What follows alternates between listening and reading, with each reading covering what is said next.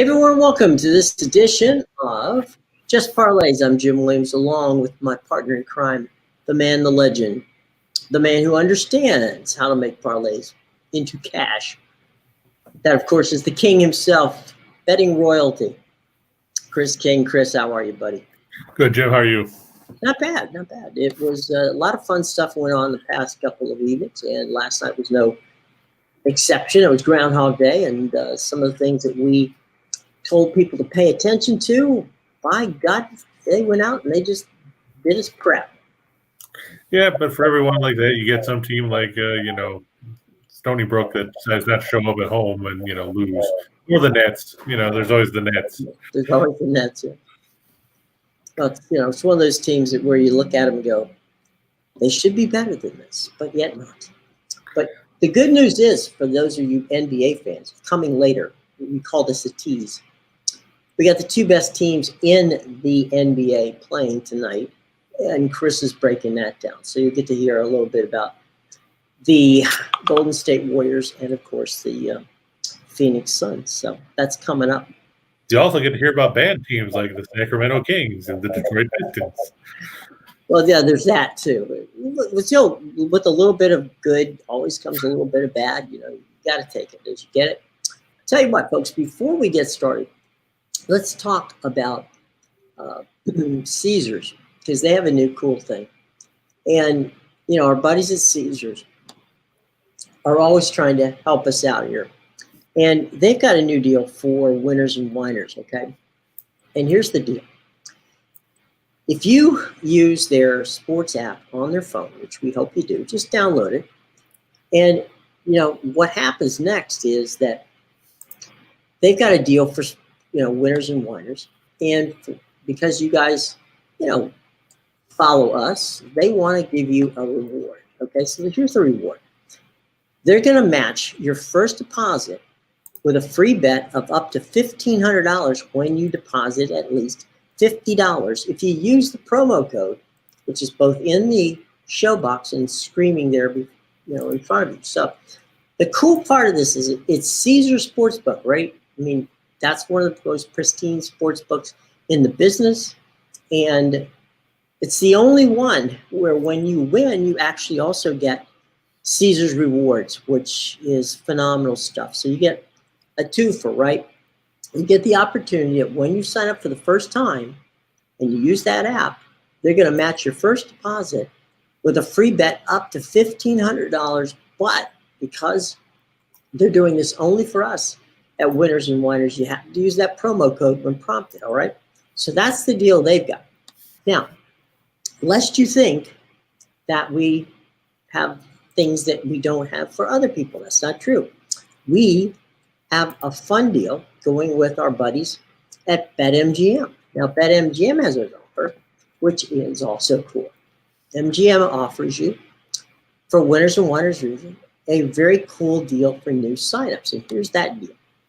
What happens is winners and whiners fans can get a risk-free first bet up to $1,000 for any new customers, but only when you deposit $10 or more to get started. And again, that's by using their app, okay? So you download, the BetMGM app, and you follow the prompts. You put your cash in. They're going to give you, risk-free bet up to $1,000 for all the new customers. But you have to deposit, put a little skin in the game, a little $10, okay? So that's that. Now, if you happen to be down in Louisiana, because, we've got a lot of friends down there in the New Orleans area, then we got a deal for you there. Now, that comes with the, that of course is the MGM one, so follow that one. But we have something from there. It's Bet Rivers, and the folks at Bet Rivers has a cool one. Fans in the state of Louisiana, check out the Bet Rivers app. They will match your first deposit up to $250, okay? So all that's in the show box below, and throughout the show today, we'll be going back and forth. You'll see those streams going across, under, so that you'll be able to, even make bets while you're with us here watching the show, okay? Now, again, we want you to note that in all of those cases, whether it's Caesars Sportsbook whether it's BetMGM or whether it's folks down at Rivers Casino in Louisiana, that you must be 21 years of age to participate, right? Cool. And bet responsibly. Okay, that's all we ask. But we ask you to have fun. Okay, so follow the people that we have. All of it's in the show box below. And we will see you. Okay, we'll see you on along the line. Please tell us how much you like Caesars or MGM or Bet Rivers, because we like your feedback, and we know that you guys always have questions. Chris, before we get to the games, we have some really interesting questions. You want to start with James's question? By the way, James, before you even start, because I know you're gonna, smash the like button, hit the subscribe button. We definitely want that. So let's find our buddy James, and James has an interesting one. Chris, let's see if we can find James up there. Yeah, he's right at the top. He's all the way up there. James is asking us for a little bit of help on New Orleans, which they play tonight. Vermont, which doesn't play tonight. Yeah, I'm taking Vermont minus $3 billion over the bye team. Over, yeah. Unless he's talking about the Vermont ladies team, but I don't think they're playing either. Ohio, Hawaii, and Youngstown. Okay. All right, James. Well, since you're a regular, on the show, we definitely going to take care of you if we can. Okay. Here you go. And let's also say hi to our other regulars like Unknown and Joaquin and Euler. Yeah. Euler with the Arizona Cactus. Always a fan there. Let's start with the opening game that James has there. He had asked about New Orleans. They're playing everybody's favorite school from the state of Texas. That's right, Texas A&M Corpus Christi. It's going to be an interesting game down there in Texas. New Orleans, of course, playing down in the Southland Conference. They're 12-8 overall. They're 5-0 in the conference. They've won 8 straight games coming into this one. But they're going on the road to face a Texas A&M Corpus Christi team that is 16-6, and they're coming off a loss at Northwestern State. Let's face it, Texas A&M Corpus Christi thrives on forcing turnovers. They're 6th in the nation in turnover percentage defensively at 25.4%. And that could be a problem because the Privateers turn it over on 20.9% of their possessions, which is 299th in the country. I get the fact that New Orleans has been on a roll, but they haven't been all that great necessarily as a road team. You look at the numbers; they're 2-5 on the road. Texas Corpus Christi is 8-1 at home. They're given 4 points in this one. I expect that the Islanders, interesting name for a team from Texas, has too much offense, and they're a little bit better on the defensive end than the Privateers are. I look for New Orleans to either win the end tonight in Texas as the Islanders cover the 4-point line. Now, Hawaii and UC Riverside. Hawaii's played some good basketball this year. I don't understand how. They had a big break in their schedule due to issues back in December and the first part of January. They come in themselves with 7 straight wins. They're 6-0 in the Big West. They just beat UC Santa Barbara at home. But now they got to go on the road to face UC Riverside. Highlanders have won 4 of 6. They're coming in off a loss to UC Davis with Jim Less. As we always say, less is more when it comes to them.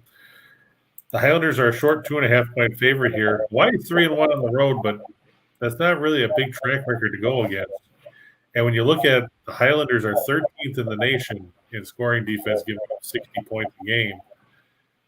That almost makes up for the fact that they're horrible on the offensive end of the floor.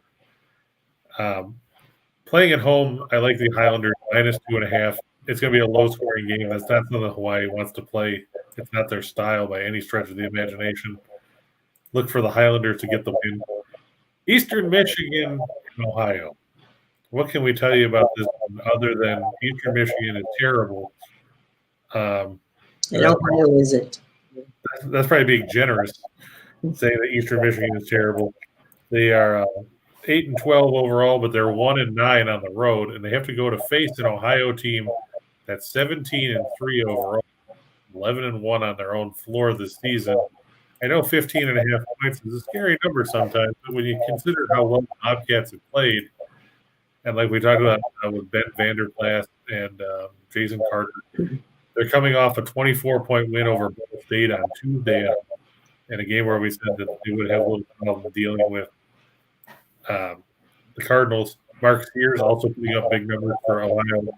Eastern Michigan just doesn't have the firepower to keep up. They're coming off a 20-point home loss to Toledo. They've won 5 of 6 coming into this one. Stan Heath's team is in trouble, especially since they don't score offensively. Ohio should win that convincingly at home. And finally, everybody's favorite team, to talk about college basketball around here, that's right, Youngstown State. They're going to go on the road. They're going to take on IUPUI, Jaguars. They're 2-17 now. That's right. They got a win the other day. East West University. That's not a fake name. I looked it up. It's real. They beat them 75-59. So their best offensive output of the season, surpassing the 65 points they scored against Illinois Chicago last month. I got news for you. If you beat a team called East West University, doesn't mean you're going to beat Youngstown State. The Penguins, they've won 2 in a row. They beat Green Bay. They beat Milwaukee, both double figures. They're going on the road here. You get that's going to be a problem, but let's face it, IUPUI is still dead last in the nation when it comes to putting points on the board. They've broken the 60-point mark once all season against a Division I team. That was that winning or that loss to UIC on January 10th. There are 2 highest scoring games otherwise were against non-Division I programs. When you're shooting 41.9% as an effective field goal percentage, if you turn it over on nearly 27% of your possession, it doesn't bode well. I mean, we saw this a couple weeks ago when they went to Ohio State and got thrashed in a game where John was happy because they were getting some points until they lost by 46. I think Youngstown State covers here. Oh, Murray State, James, well, don't worry, we got you. So we'll have you covered on Murray State here in a minute. But everybody else, like I said, UC Riverside, Ohio, Texas A&M Corpus Christi, and Youngstown State should all come up winners tonight, much to the chagrin of Hawaii, New Orleans, Eastern Michigan. I think anybody that's even an alumnus of there has given up being a fan, and IUPUI, of course, the local darlings of our show. You know, one thing, James, you ought to look out for today, and that's that in the Ohio game against Eastern Michigan. There's some really bad weather in the Midwest, okay? Yeah, that ended up postponing Memphis-Cincinnati. That was supposed to be tonight. Right. So keep an eye out to see if this game goes off as planned, because it's pretty wicked, and I know that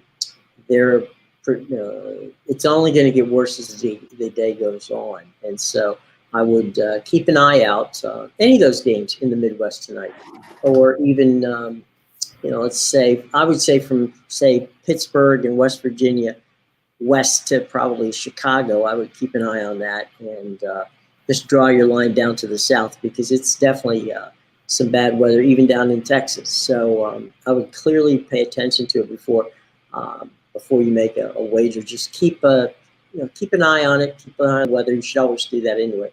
But anyway, it's something you want to do. Let's go to the big board, buddy. All right, let me go back here. Whoops. All right, I'll take the big board out of the way. Nope, there we go. I got it. All right, now, meanwhile, take 2. Let's go to the big board. Yeah, James was just asking about Murray State. We've got them right here against on the road. Murray State favored by 13 as they head to face the Governors. Murray State's 20-2 this year. He is 7-11. The Governors 3-3 at home, but the Racers are 6-1. That should be on the road. I mistyped it this morning. Murray State 8th in the nation in scoring offense at 82.1 points a game. They are 12th in field goal percentage at 48.8. They're 21st in 2-point shooting at 56.5%, and they're 65th in 3-point shooting. Meanwhile, they're facing an Austin Peay team that struggles on the offensive end of the floor. Governors are 286 in scoring offense at 67.4 points per game. They're 254th in field goal percentage. They're 306 in 3-point shooting. Murray State 6-2 in their last 8 overall. 6-2 against the spread in their last 8 after a straight-up win, and they're 5-2 against the spread in their last 7 as a favorite. Austin Peay is 2-5-1 against the spread in their last 8 following a straight-up victory. It's hard to have faith in the Governors. I mean, let's face it, they're a good basketball team. They're facing a Murray State team that is pretty much like their way through the Ohio Valley Conference to this point of the season. They're coming off an 11-point win at home over Morehead State on Saturday. Before that, they swept Tennessee Tech at a home and home. They've swept Eastern Illinois at a home and home. And they've got that 22-point thumping of Belmont on January 15th on the road in a game that's going to do them a lot of favors when it comes to determining the top seed in the Ohio Valley Conference tournament. Mm-hmm. I think that Murray State, they're not going to get tripped up here by Austin Peay. They'll run their win streak to 11 straight games triumphing here. Okay, moving on from what should be an interesting night for Murray State. Again, watch the weather in this area. It's they're right in the smack dab in the same zone as the Ohio situation. So keep an eye out for that for Murray State and Austin Peay tonight. And people are saying your speakers are messing up the audio. What they said? Well, I'm sorry. They said that your speakers are messing up the audio. Well, I'm terribly sorry, but they seem to be fine here on this end. As the old saying goes, when we used to do games out of a remote truck, it looks good from here. So I'm sorry, guys. Yeah, they're just saying they're hearing echo. I hear no echo, boys, but we'll see when I listen to it on playback. We'll find out where that might be coming from. So anyway, sorry. Belmont and Tennessee State. Yep, this one's at Tennessee State. Belmont on the road. They're favored by 15.5 points. They're 17-5 this year. Like we said, they did have that horrible loss at home to Murray State. Tennessee State 9-13 on the year. The Tigers, they are 6-3 at home, but the Bruins are 7-3 on the road. And Belmont, just like Murray State, another good offensive team, 12th in the nation in scoring offense at 81.3 points a night. They're 5th in field goal percentage, 49.6. And Jim, look at that number inside the arc, 60.3%. Second in the country. You're going to beat a lot of teams when you're shooting that ball from the inside 3-point range. And they're 33rd in threes per game at 9.4. So they're a balanced offensive attack. Yeah. Meanwhile, Tennessee State 250 in scoring defense, 258 field goal percentage defense, 239 in 2-point defense, and 224 in 3-point defense, 33.9%. Belmont 5-1 in their last 6 on the road against teams with a home winning percentage better than 600.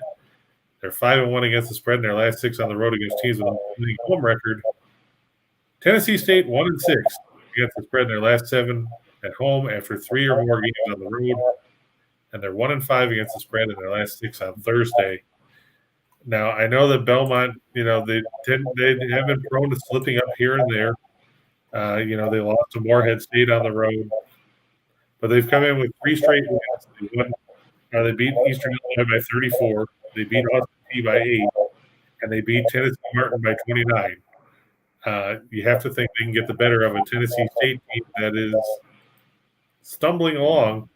They're coming off a 5-point loss on the road to Eastern Illinois, a team that we've talked about has been horrible this season.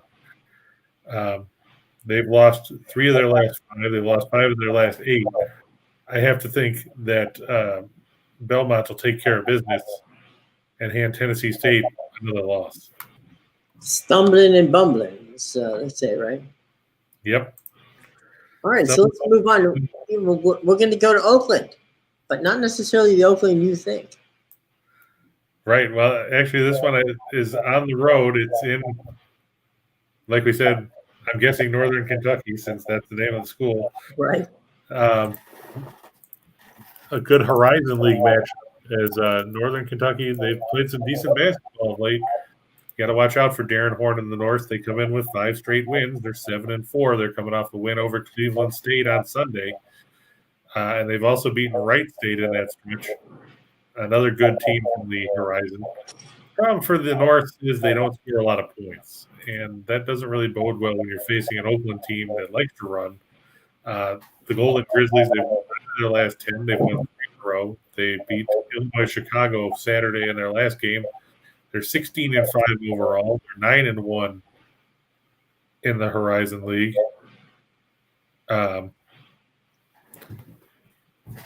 You have to think about the fact, the North's 8-3 at home, the Grizzlies 6-4 on the road. They're 57th in scoring offense. They're 58th in 2-point shooting, and they're 5th in free throw shooting. It's a big number when you're hitting better than 80% at the stripe.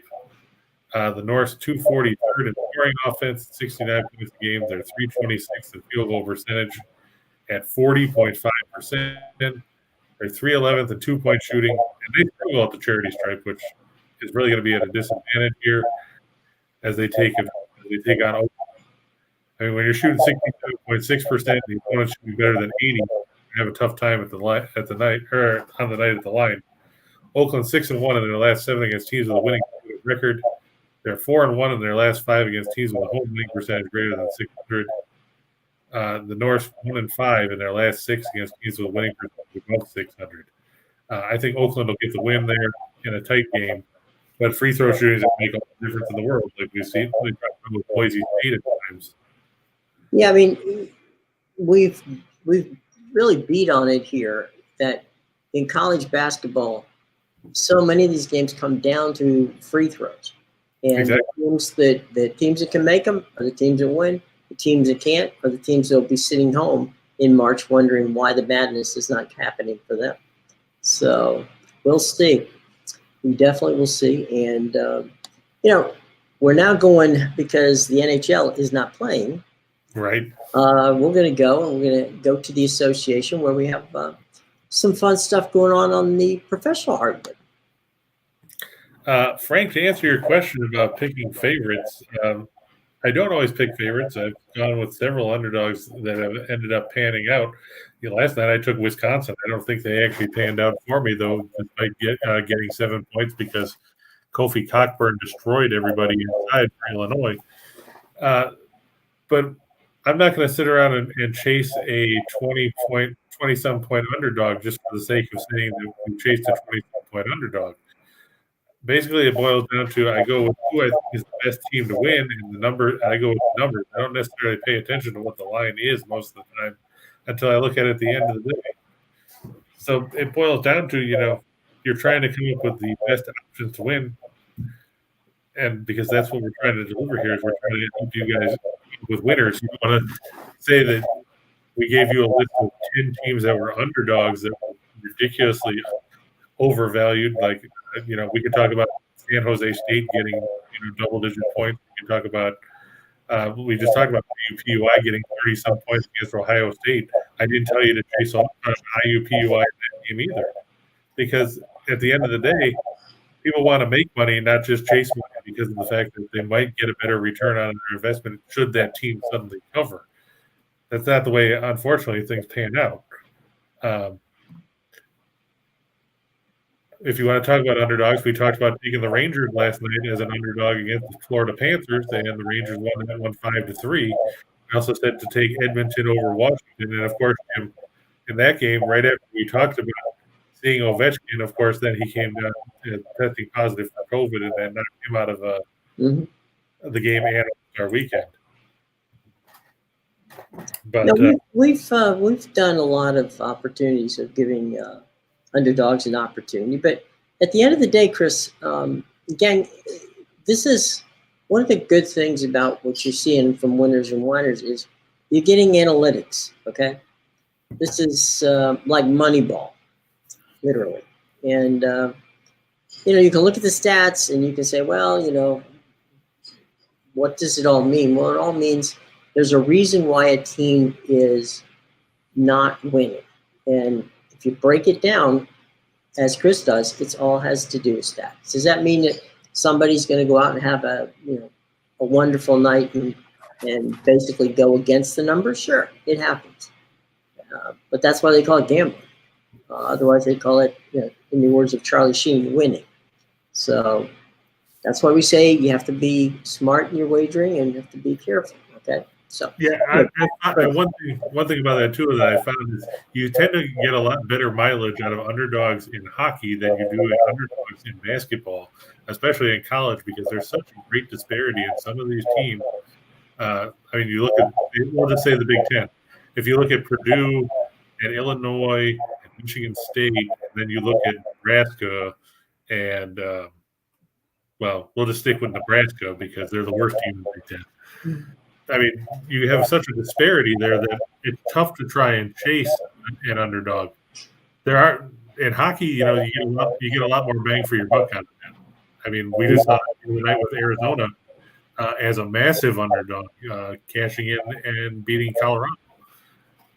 But I mean, in the NBA and stuff, and the NBA is volatile of late with having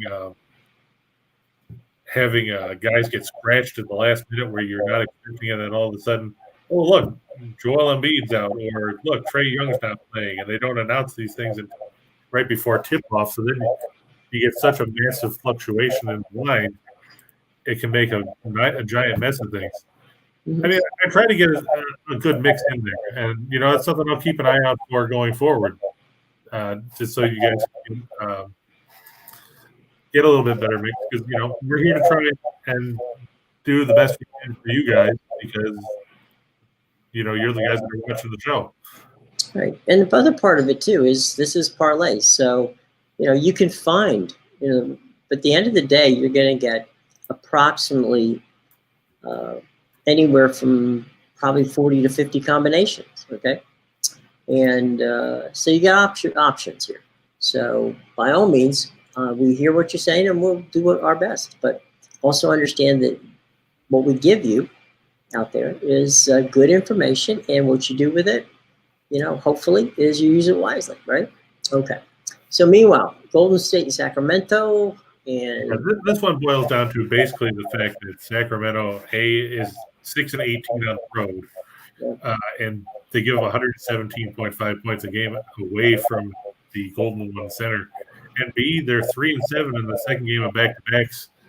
Meanwhile, Golden State, they just beat San Antonio the other night and didn't play seemingly 3/4 of their starting rotation because, you saw Jordan Poole and a whole bunch of guys that you probably couldn't identify in a lineup. The Warriors, 39-13 overall. They're 24-4 at home. Like we said, the Kings played a second game of back-to-back. They hurt me yesterday because not me personally, because I don't like the Nets, but I thought the Nets would win. But Brooklyn, went tank and lost 112-101. But now Sacramento's got to deal with a Golden State team that leads the league in defense. They lead the league in field goal percentage defense. They're second in three-point defense. Meanwhile, Sacramento, 28th in scoring defense at 114.5 points a game. They're 28th in field goal percentage defense, 22nd in three-point defense. The Kings are 2-10 against the spread in their last 12 on the road. They're 2-8 against the spread in their last 10 as a road underdog. Golden State 4-1-1 against the spread in their last 6 overall. And they're 4-1-1 in their last 6 after a straight-up win. Now, if we threw out the money to you at this game, you would probably vomit, because I'm just going to look and see what it is. I usually don't look at the lines in the NBA because everybody just wants to know what the point spread is. The line is Golden State minus 1,000. So there you go. It's a very high number, to say the least. Injury report shows for Golden State, Nemanja Bjelica will not play with a back spasm. Draymond Green's still out with his back issue. Andre Iguodala with a hip. Otto Porter is questionable. And, of course, James Wiseman remains out for that one. Sacramento has not submitted their injury report yet, but last I saw, Marvin Bagley was still out. De'Aaron Fox was still questionable. And Terrence Davis is out with that wrist injury. It boils down to Golden State should have Curry and Thompson and Andrew Wiggins, all those guys on the floor here. It's too much for Sacramento to handle, especially playing the second game of a back-to-back. And especially if Fox doesn't play, you have to give the edge to Golden State. No question. Let's move on from Sacramento and Golden State to Miami, and Miami got bit by the bug recently too. So yeah, that was one of the underdog picks that I took that schmaltzed me because I took Miami against Boston on the road, and like you said, Jim, in pre-show, Eric Spoelstra trotted out a bunch of fans or staff members from the team, and they probably got schmaltzed by 30 by the Celtics in a game that probably wasn't even that close. And then they turned around and lost to Toronto because they fell apart in the second half because of the second game of back-to-back for them. mm-hmm. But here they're on the road against San Antonio, and we've seen San Antonio play some bad basketball. The Spurs are 19 and 33 on the year overall. The Heat 32 and 20. San Antonio is 10 and 17 at home. Miami 14 and 14 on the road. Miami 6th in scoring defense, 105 points a game. They're 9th in field goal percentage defense. They're 18th in three-point defense. San Antonio is 25th in scoring defense. They're 20th in field goal percentage defense. They're 19th in three-point defense. But I mean, the biggest factor here, how are you 10 and 17 at home when you play in a division where you get to face the Rockets twice and the Pelicans twice in your own building? Not to mention some of the other bad teams in the West. Miami 7-2 in their last 9 after a straight-up loss. Meanwhile, San Antonio 1-6 in their last 7 as an underdog. They're 0-5 in their last 5 as a home underdog.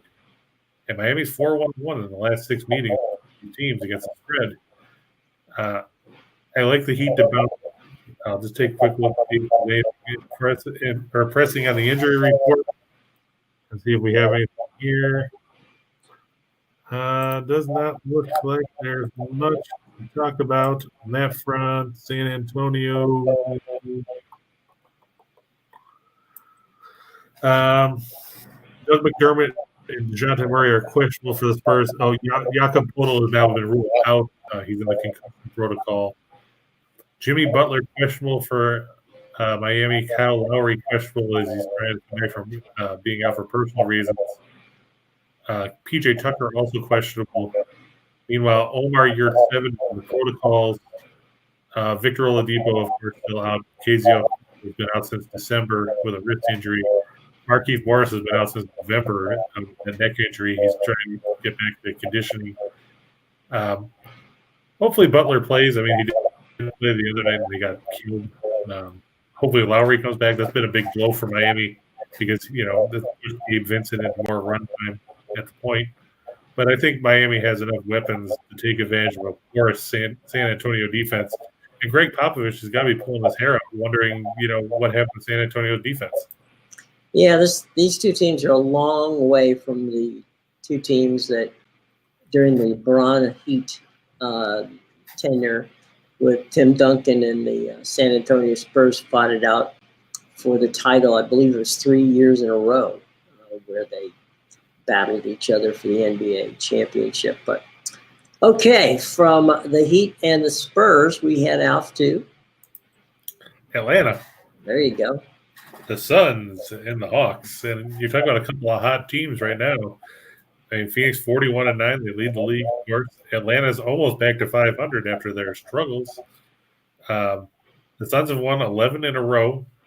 Atlanta's won 7 of 8. Of course, their loss came in their last game when they lost 110-106 to Toronto. Or, sorry, 106-100 to Toronto. In a game where they ruled Trae Young out shortly before tip-off. Of course, we didn't know that at the time. But that's just the way things have been in the NBA. Meanwhile, Atlanta 14-12 at home. The Suns a sparkling 19-4 on the road, so they've actually lost more games at home than they have on the road this season. The Suns are third in scoring offense at 113 points a game. They lead the league in field goal percentage at 47.8. They lead the league in three-point shooting, or fourth in the league in three-point shooting at 36.6. Atlanta's good offensively. They're eighth in the league in that category, but they're 23rd in scoring defense. And they're 21st in field goal percentage defense, along with 21st in three-point defense. Trae Young is questionable tonight with that shoulder contusion. You have to be concerned about whether he'll take the floor. The Suns 4-0 against the spread in their last 4 of the road favorite. They're 5-0 against the spread in their last 5 on the road. Atlanta's 5-16 in their last 21 against teams with a winning percentage above 600. and they're 1-4 in their last 5 after a straight up loss. But the thing about Young concerns me, of course. Let me just check the latest on the injury report 20 minutes ago. DeAndre Hunter's probable. Trae Young still listed as questionable. For the Suns, DeAndre Ayton and Jay Crowder are probable. They did play Tuesday night against the Nets, so that's not a surprise. Cameron Payne out with a wrist sprain. And, of course, Frank Kaminsky, Abdel Nader, and Dario Saric have been out long-term. Landry Shamet's also out with an ankle sprain for the Suns. But in the end, Atlanta has to play the second game of back-to-back tomorrow. They're probably going to be trying to save a little bit of energy here. But it looks like, Phoenix is going to run their win streak to 12 as they prevail here. Yeah, Euler, I'm disappointed too. There's no hockey. There won't be any hockey unless you count the All-Star game until Monday. On Monday, you'll see Carolina, Toronto, and Ottawa, New Jersey. So stay tuned for those games. The Arizona Cactus, in case you're wondering, don't take the ice until – let me double-check. I give you the right date because I know everybody's excited about when the Cactus take the ice. They will be in action next Tuesday, February 8th. They go on the road to face Jim's buddy Bruce Boudreau up in Columbia. Vancouver.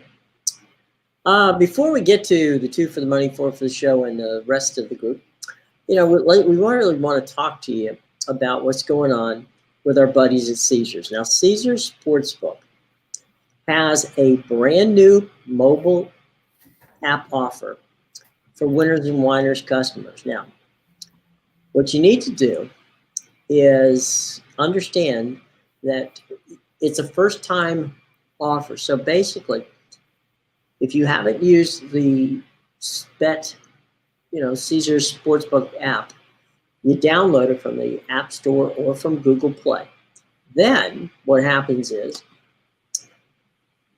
when you sign in, they're going to match your first deposit with a free bet up to $1,500 when you deposit at least $50 in your account and use the promo code as you see right there. It goes by. It's also in the show box below. So again, that's, you're getting one of the best sports apps in the business when it comes to wagering. And that, of course, is Caesars Sportsbook. They also give you Caesars Rewards. So it really is a cool opportunity. If you're a new sign up, they're going to match your first deposit with a free bet up to $1,500 when you deposit at least $50 in your account and use that Winners and Whiners promo code, which is streaming below right there and is in the show box below. Now, that's a great deal from Caesars. We also have a great deal from our buddies at BetMGM. The deal at BetMGM is their offer to Winners and Whiners, again, for new signups is this. And again, you're going to have to use your app. And that is Winners and Whiners fans can get a risk-free bet of up to $1,000 for any new customer, but you must deposit $10 to start that off. So simple enough. BetMGM offer to Winners and Whiners.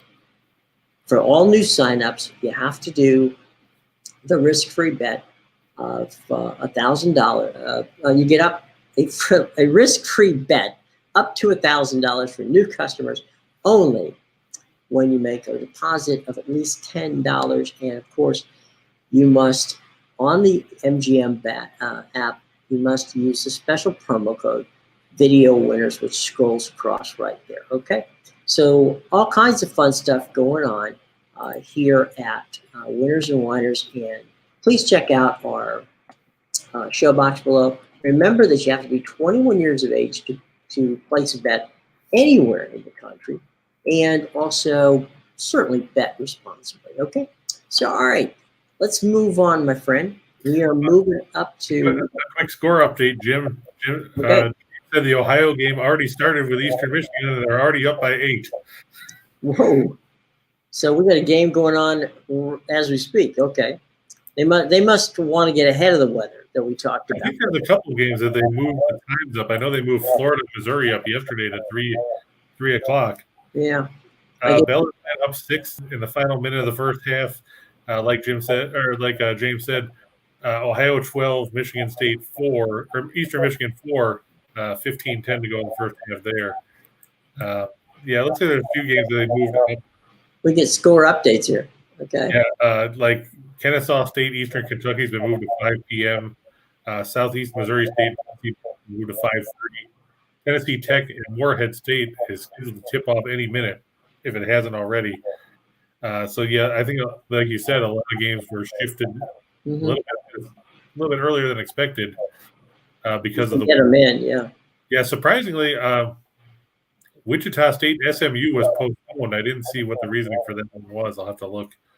But Iowa and Ohio State, which was supposed to be a Big Ten matchup, was postponed as well. Okay. Let's go for 2 for the money.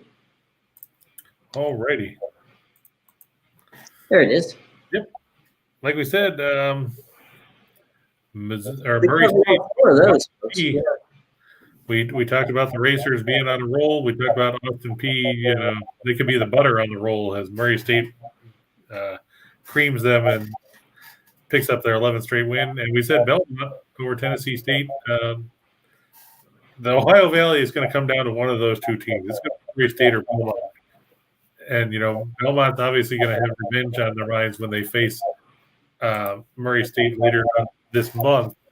That game scheduled to take place on February 24th. So circle that one on your calendars.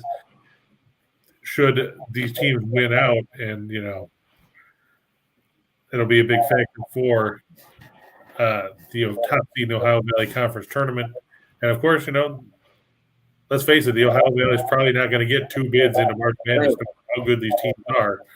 So that could play a critical role come getting the automatic bid. Then on the NBA, we said Miami minus 4.5 over the Spurs. The Spurs are reeling. They don't play defense, and that's a problem. Plus, they don't play good at home. Then you got Phoenix over Atlanta. We said the Trae Young is questionable tonight. Meanwhile, the Suns, they've won 11 in a row. They play well on the road. The Hawks have to play again tomorrow night. I like the Suns minus 4 in that contest. Let's go to 4 for the show. All right. Wright State. We didn't get to talk about them today. Wright State, they just faced IPFW over the weekend. They were coming off back-to-back losses. And Wright State tends to bounce back from adversity, and they did. They took it on IPFW by a dozen. Now they face a Detroit Mercy team, that's led by Antoine Davis, who leads the nation in scoring offense. But the problem is that the Titans don't really have anybody else, and they don't play well on the road. They've won 3 in a row, but guess what? Their one road win in that stretch was over Milwaukee, and they just beat Michigan Dearborn, another non-Division I program.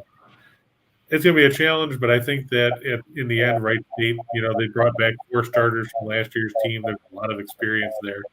This is the time of year where Wright State is going to turn it on down the stretch. Look for them to get the victory at home for Scott Nagy to go to 15-10. Utah State, yeah, it's a big number, but we talk about, and this is one of those games where we said, you want to chase, people want to chase the underdog sometimes, but Utah State was favored by 15.5 over Air Force the other night. We told you to take Utah State there, and they probably won by 27 to avenge a 2-point loss at the Air Force Academy back in late December. The Aggies have won 3 in a row. They beat and one of those wins was over San Diego State by 18 points, and we know what team the Aztecs are. Then they crushed Nevada 29 before beating the Falcons. Meanwhile, San Jose State comes in with 8 straight losses. They're coming off a 30-point home loss to Fresno State. They're not going to be all that fortunate here going on the road against a Utah State team that has seemingly found their way again. Ryan Odom's team, with 3 straight victories after a 4-game slide. And they were competitive in those 4 losses. They lost by 5 at Colorado State. They lost by 2 at home to Wyoming. They lost by 7 at Fresno State, and they lost by 3 at home to Boise State. Look for Utah State 4 straight wins, even their conference record in the Mountain West by stomping San Jose State into oblivion. And James, now with another update, Ohio is now up by 13 points. So they're almost to the point of covering the line already. James is our update desk. Yeah. Okay. Yeah. It's like weekend update, only different. Like I said, Golden State over Sacramento. The Kings playing the second game of back-to-back. They have to go on the road. They give up 117.5 points per game away from home. They're just 6-18 as the visiting team. The Warriors should be at pretty much full strength as far as, compared to what we saw the other night. You'll see Curry, he's not on the injury report. Thompson's not on the injury report. Wiggins isn't on the injury report. All those guys should be back and ready to go. And Minnesota minus.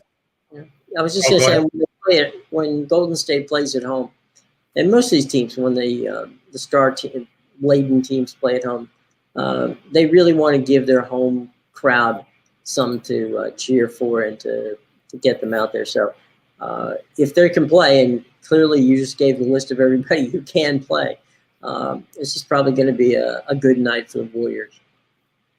Yeah, and then finally Minnesota over Detroit. The Timberwolves, they beat Denver the other night by 15. They beat Utah by 20 before that. They're facing a Detroit team that, let's sum it up pretty easily. They're bad. That makes it easy, yeah. I can't understand. They blew a big lead against New Orleans the other night. Injury report for that game. Cade Cunningham questionable with a hip pointer for the Pistons. Josh Jackson questionable with a spine injury. For Minnesota, Patrick Beverly is questionable. Josh Okogie is questionable. D'Angelo Russell questionable with a shin contusion. Let's face it, they still have Karl Anthony Towns, and Karl Anthony Towns is a better offensive weapon than anybody Detroit can roll out there. And then they still have Anthony Edwards as well.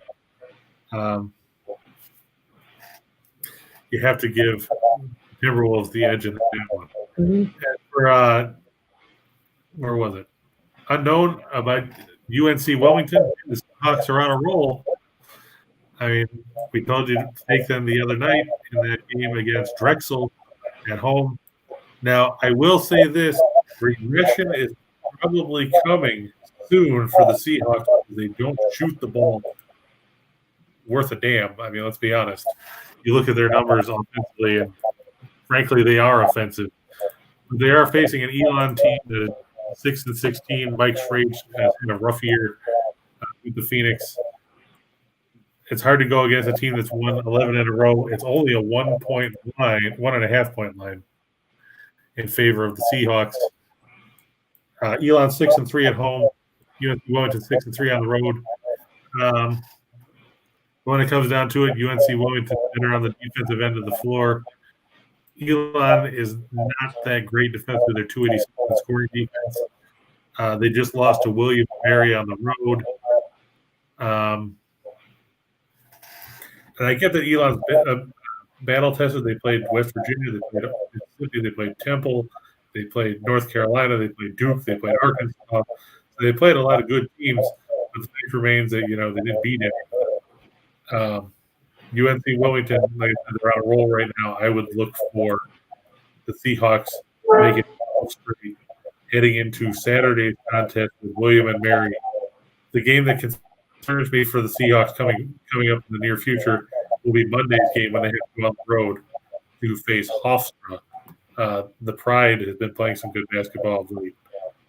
And, UNC Wilmington had their hands full with Hofstra at home last Saturday, winning by 6. Might be a little tougher going up to Hempstead to face Speedy Claxton and the Pride then. But tonight, I think you're safe with UNC Wilmington. Let's move on to the menu. There's plenty of good stuff on that. We'll try to do some quick pops right through the menu, starting with James Madison and Northeastern. Yeah, James Madison and Northeastern. I look for this to stay under 143.5. The first meeting, you saw 155 points. But let's face it, in that game, the teams combined for 24 threes. And James Madison's not going to shoot 59% from the floor in this one. If you were trying to play the game straight out, I would take James Madison. Northeastern hasn't won a game since December 7th.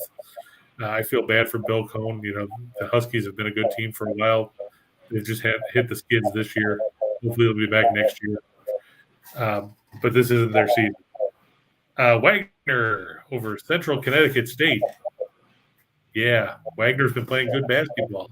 Central Connecticut State, well, they fired Danielle Marshall after last season because he wasn't winning any games. Wagner's won 11 in a row.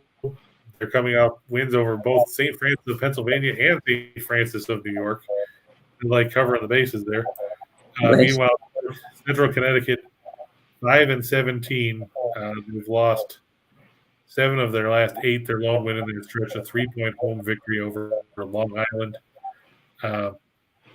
You look at their record, their best win as far as Ken Pop rankings was that win over LIU, who's rated 231st in the country. Wagner should get the win comfortably there. Utah over Oregon State. This game is at the John M. Huntsman Center in Salt Lake City. Oregon State, they were an Elite 8 team last year. You wouldn't know that now. They're 3-15. Now, one of those wins did go over Utah in Corvallis, so the Utes are out for revenge. Utah, both these teams, Jim, looking for their first win of 2022. Just to give you an idea of how bad the team is, Oregon State 1-7 in the Pac-12, Utah 1-11. That's not a good one. Pacific and Pepperdine in the it's a West Coast there. 2 teams that have disappointed. I mean, like we said the other day when we told you to take Santa Clara over Pacific, and they rolled right over them. Pacific was good when Damon Stoudemire was there. They're not good now. Pepperdine was good even last year, but Colby Ross and Kessler Edwards are no longer there. Waves are just 6-17 overall. They're 0-9 on the road. Meanwhile, Pacific, they're a 500 team at home, and they beat BYU there last week. I'm going to take the Tigers over the Waves. Then we've got Jacksonville State. The Gamecocks trying to make a run for the Atlantic Sun title. They're favored at home by 11.5 points over North Florida. Jim, did you know that North Florida was the Ospreys before I put it up there? Yeah. They are playing Jacksonville. You talk about weird mascot names. We were talking about Northern Kentucky in the pre-show. Well, ospreys are a bird that you can find very, frequently up in that part of North Florida and South Georgia. So it makes some sense. I've never seen one, so I'll take your word for it. Okay. I'll send you a picture. All right. The Bulls, this line has actually moved up a point at Chicago plus 4.5. So, hey, look, there you go. There's an underdog. Zach LaVine, I think the reason why this went up is Zach LaVine went from probable to questionable with a back spasm. I know both these teams are playing the first game of back-to-back tonight. The Bulls have won 4 or 5. I know they're on the road, but I like the way the Bulls have played. They've had success. They were minus DeMar DeRozan for a bit. They were minus LaVine for a bit. Vucevic has been in the protocols before. Alonzo Ball's out with wrist surgery. But they're still winning games, and that's a credit to Billy Donovan and what he's done there. The Clippers over the Lakers in the Who Cares game in Los Angeles. We put it in there because, hey, it's one of the games that's on the NBA schedule. I just think the Clippers can get the advantage on the Lakers. I just don't have any faith in Los Angeles right now. Minnesota and the Pistons to go over 228.5. The over's hit in 7 of the last 10 meetings between these teams. Minnesota has gone over the number in 7 of their last 8 themselves. Phoenix and Atlanta over 226.5. Suns play good offensively. Atlanta's good offensively. Atlanta's bad defensively. These teams put up 238 points in the first meeting. Look for it to go over. And Sacramento, Golden State, I look to stay under 224.5. Sacramento, obviously playing the second game of back-to-back. They're going to have a tough time putting points on the board against the Golden State defense that's first in the league. And the Warriors don't need to score 130 points to beat you. Let's look for this one to stay short of the total. James, do you have a score update for us on Ohio real quick? Because he's telling people to hit the like button. I just want to see what the score is, just out of curiosity.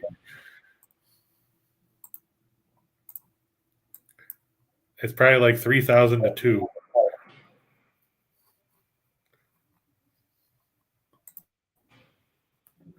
Well, apparently we don't have an update at this point.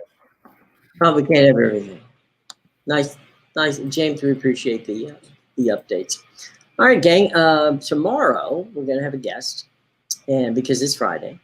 And, stay tuned for our buddies Scott and Scott. They'll be coming up with, of course, Back to the Window at 3 p.m. right here on the Winners and Whiners Sports Betting Network. So by all means, check them out. And, also in the show box below, take a look at all of our partners, which, of course, is Caesars Sportsbook. It's MGM, which is BetMGM. And using their apps, you've got all kinds of fun stuff coming up.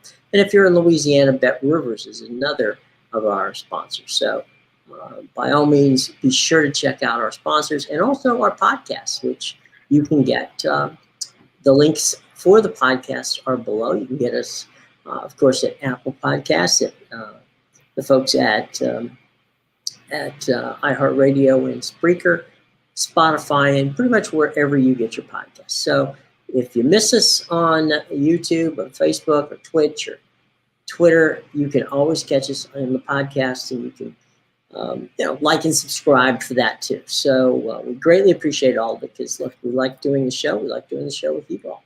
So we greatly appreciate it. It's 26-18 Ohio. There's an update. Thanks, James, for that big update. And for those of you wanting to follow that game, just James will stay here and give you updates all afternoon. No, I assume it's on ESPN. Otherwise, or on ESPN Plus anyway. Yeah, I'm pretty sure that James is not actually at the game giving us live updates from the court. But anyway, greatly appreciated, James. Chris, any final thoughts before we get out of here on a Thursday? I'm going to be interested to see how much further this Brian Flores thing goes now that Hugh Jackson is trying to say that the Browns incentivized losing when he was the coach there. Mm-hmm. That's going to be interesting. Yeah, it definitely is going to be very interesting. And, of course, Brian Flores is interviewing for the Houston Texans job. So we'll see how that goes. But it definitely is going to be a to-be continued story. There's no question about that. It will be. And, folks, be careful out there. The weather outside is not nice. So wherever you are in the country, whether you're on the east or the Midwest, down the Southwest, it's pretty nasty out there. So by all means, be safe, be careful, and join us tomorrow at 1:30. And John, we talked about IUPUI earlier. James asked about it. We don't have any faith in the Jaguars. Sorry, buddy. Even though they did beat East West University. Yeah, East, West, North, South is their next one. All right. Well, look, guys, greatly appreciate it. Look, I said before, we have a lot of fun with you all. Bring your questions. We'll see you tomorrow at 1:30 p.m. for the Friday edition. And we'll have some looks at the weekend. We'll have a guest for you. And enjoy your afternoon, folks. Really. Enjoy it. And we'll see you 1:30 tomorrow right here on Just Parlays with Chris King and myself, Jim Williams.